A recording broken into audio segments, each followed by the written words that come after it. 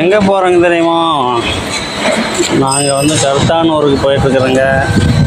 நான், Nidhishree, Aarthi, daddy, brother எல்லாருமே வந்து பார்த்திங்கன்னா ஒரு காலையிலே வந்து early மார்னிங் கிளம்பியாச்சு. நம்ம மச்சானுக்கு வந்து மேரேஜ், அதை முடிச்சுட்டு அப்படியே ரிட்டர்ன் ஆகலான்னு சொல்லி போயிட்டுருக்குறேங்க. நம்ம நிதிஸ்ரீ வந்து அப்பப்போ கொஞ்சம் காமெடி பண்ணிக்கிட்டு இருக்கா.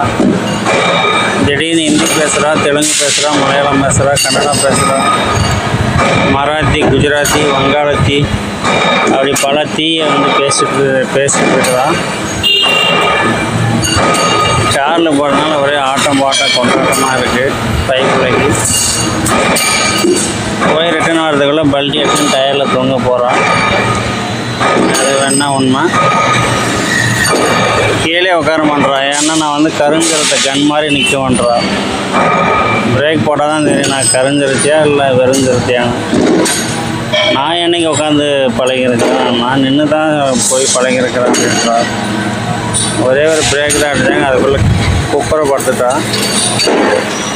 ஸோ அந்த மாதிரி சின்ன சின்ன சேட்டைகள்லாம் பண்ணிக்கிட்டு அடங்க மறு அத்துமீறு திமிரு எழுன்னு சொல்லி ரொம்ப சேட்டை பண்ணிகிட்ருக்கிறா பாப்பா.